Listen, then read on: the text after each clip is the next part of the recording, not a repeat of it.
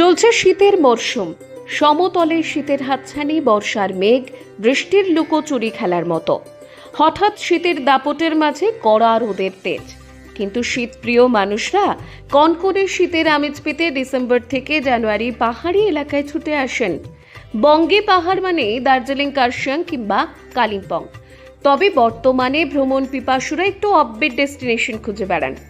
এমনিতেই পাহাড়ের যেদিকে তাকানো যায় সেদিকেই সুন্দরের হাতছানি।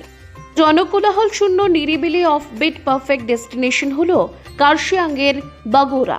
পাইন ও ওক গাছের মাঝে সূর্যের লুকোচুরি খেলা ও নাম না জানা অসংখ্য পাখির গুঞ্জন মোহিত করে তোলে যে কাউকেই। বাগোরা যেন এক স্বপ্নপুরী।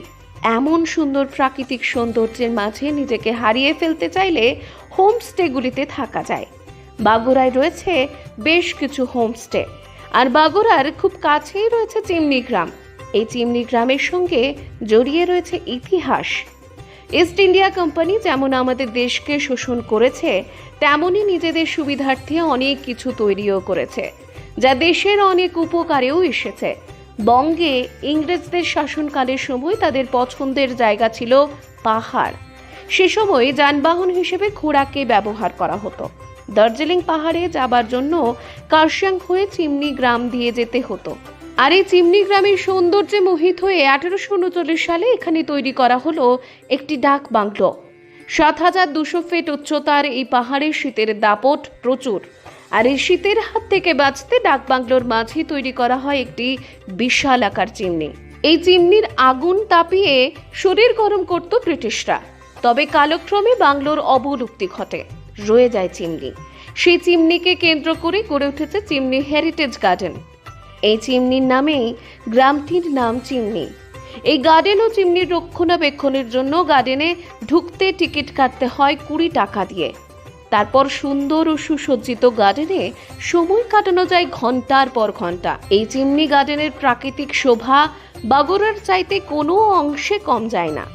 এই গার্ডেনের ভিউ পয়েন্ট থেকে দেখা যায় সোনাদা, পশুপতিনগর, মিরিক, দার্জিলিং।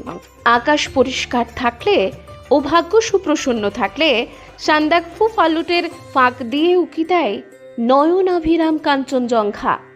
পর্যটকরা দার্জিলিং ও কার্শিয়াং ঘুরতে এসে বাগোরা সহ চিমনি গ্রামে একবার হলেও আসার জন্য ছটপট করতে থাকেন। আর পর্যটকদের আনাগোনার কারণে গার্ডেনের সামনে কয়েকটি হোটেলও তৈরি হয়ে গেছে। তাই এই চিমনি গ্রামকে আরও ভালোভাবে উপভোগ করতে চাইলে অনায়াসে হোটেলে থেকে যেতে পারেন। চিমনি থেকে কার্শিয়াং ফেরার পথে সুউচ্চ হনুমানের মূর্তি দেখতে ভুলবেন না কিন্তু। খাড়া পাহাড়ের ওপর সুউচ্চ এই হনুমানের মূর্তি দেখে অবাক হয়ে যাবেন। হনুমান টপ থেকেও পাহাড়ের সুন্দর দৃশ্য ও পাহাড়ের ঢালে চা বাগানের অপরূপ শোভা আপনাকে মুগ্ধ করবে। হনুমানের মূর্তির নিচেই রয়েছে হনুমান মন্দির। আর চিমনি থেকে এই হনুমান মন্দির আসার রাস্তায় পড়বে ডাউহিল ফরেস্ট। গা ছমছমে করা ডাউহিলেও একটা দিন থাকতে পারেন। ডাউহিলের প্রাকৃতিক সৌন্দর্যও কিন্তু অত্যন্ত মনোমুগ্ধকর।